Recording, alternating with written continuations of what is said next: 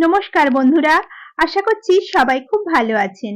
আজ আমি আপনাদের সঙ্গে শেয়ার করব বর্ষার দিনে সন্ধেবেলা গরম গরম চা বা কফির সঙ্গে খাওয়ার জন্য সুস্বাদু মোচার চপের রেসিপি।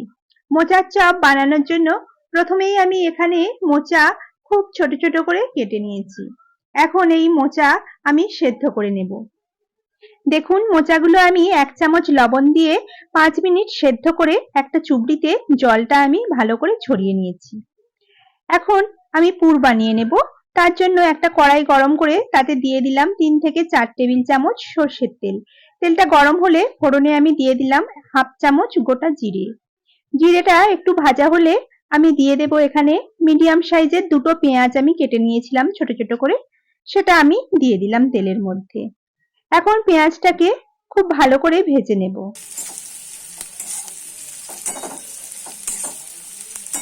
দেখুন, পেঁয়াজটাকে খুব ভালো করে লাল করে আমি ভেজে নিয়েছি। পেঁয়াজটা অনেকটাই নরম হয়ে এসেছে। এখন দিয়ে দেব 1 চামচ আদা রসুন বাটা।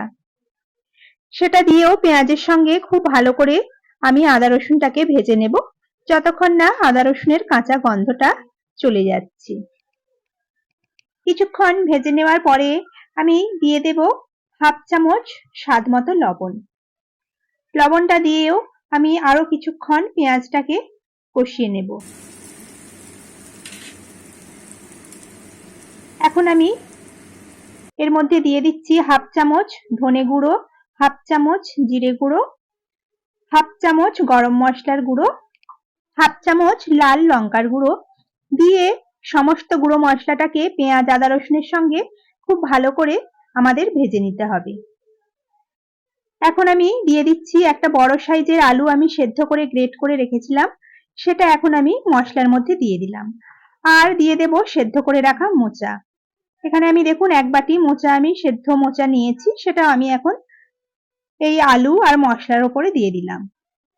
এখন এই মোচা আর আলুটাকে বেশ খানিকক্ষণ সময় নিয়ে খুব ভালো করে দেখুন এইভাবে কষাতে হবে, যতক্ষণ না মোচাটা একদম মিহি হয়ে খুব নরম হয়ে যাচ্ছে।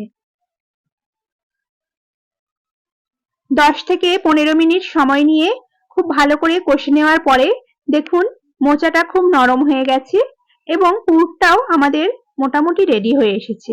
এখন আমি দিয়ে দিলাম 10 থেকে 15টা কিশমিশ আর কয়েকটা কাজু বাদাম আমি ভেঙে রেখেছিলাম, সেটা দিয়ে এখন মোচার সঙ্গে খুব ভালো করে আমি মিশিয়ে নেব। দেখুন, আবারও আমি কিছুক্ষণ সময় নিয়ে খুব ভালো করে মিশিয়ে নিচ্ছি। এই মোচার পুরটা যত ভালো করে কষানো হবে এই মোচার চপের টেস্টটা কিন্তু ততটাই সুন্দর হবে।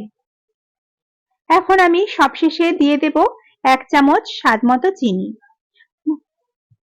দেখুন, চিনিটা দিয়ে আমি আবারও চিনিটাকে মোচার সঙ্গে খুব ভালো করে কিছুক্ষণ মিশিয়ে নেব। মোচার চপ বানানোর জন্য পুর আমাদের একদম রেডি। এখন একটা বেসনের ব্যাটার বানিয়ে নেব। তার জন্য আমি একটা কাঁচের বাটি নিয়েছি, তাতে আমি নিয়ে নিচ্ছি 4 থেকে 5 টেবিল চামচ বেসন। এখন বেসনের মধ্যে দিয়ে দেব 1/2 চামচ লবণ, 1/2 চামচ হলুদ গুঁড়ো, 1/2 চামচ লাল লঙ্কার গুঁড়ো আর 1/2 চামচেরও কম দেখুন খাবার সোডা দিয়ে সমস্ত শুকনো উপকরণগুলো আমি একবার মিশিয়ে নেব। এরপরে অল্প অল্প করে জল দিয়ে আমি বেসনটাকে গুলে নেব। দেখুন, প্রথমেই আমি খুব বেশি জল দেব না, অল্প অল্প করে জল দিয়ে বেসনটাকে একদম গাঢ় একটা ব্যাটার বানিয়ে নেব। দেখুন, এইভাবে অল্প অল্প করে জল দিয়ে মাখলে বেসনের মধ্যে যে দানা দানা ভাব থাকে সেটা একদম মিহি হয়ে যাবে।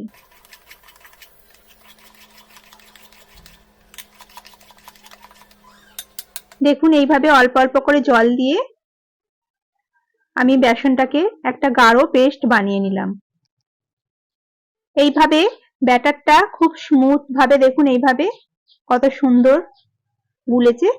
এখন আমি পরিমাণ মতো জল দিয়ে ব্যাটারটাকে পাতলা করে নিলাম। দেখুন, ব্যাটারটা আমি ঠিক এইরকম পাতলা রাখবো, এর থেকে বেশি গাঢ়ও করব না আর বেশি পাতলা করব না। এখন আমি নিয়ে নিলাম মোচার পুরটা।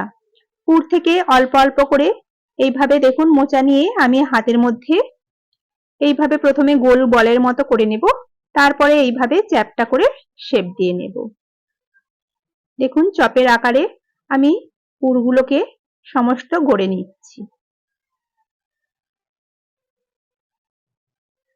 এইভাবে সমস্ত মোচার পুরগুলোকে আমি চপের আকারে গড়ে একটা প্লেটে তুলে রাখছি। আপনারা এই মোচার চপগুলো যে কোনো শেপেই গড়ে নিতে পারেন, তাতে কোনো অসুবিধা নেই। দেখুন সব মোচার চপগুলো আমার বানানো হয়ে গেছে। এখন আমি এগুলো বেসনের ব্যাটারে ডুবিয়ে ছাঁকা তেলে ভেজে নেব।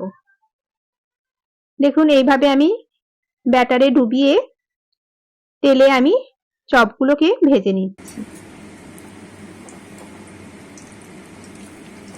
এইভাবে ধীরে ধীরে লো টু মিডিয়াম ফ্লেমে চপগুলো দু পিঠ খুব ভালো করে লাল করে ভেজে নিতে হবে। বর্ষাকালের সন্ধেবেলায় বাইরে যখন প্রচন্ড বৃষ্টি পড়ছে, তখন চা বা কফির সঙ্গে এইরকম গরম গরম তেলে ভাজা খেতে আমরা বাঙালিরা কিন্তু ভীষণই পছন্দ করি। দেখুন আমার চপগুলো ভাজা হয়ে গেছে। এখন আমি এগুলো কড়া থেকে তেল ঝরিয়ে আমি তুলে রাখছি। আমার আজকের মোচার চপের রেসিপি আপনাদের যদি ভালো লাগে, তাহলে অবশ্যই আপনারা একদিন বাড়িতে বানিয়ে খেয়ে দেখুন। আর যারা আমার চ্যানেলটি নতুন দেখছেন, তাদের কাছে আমার অনুরোধ, আমার চ্যানেলটিকে সাবস্ক্রাইব করে আমার পাশে থাকবেন।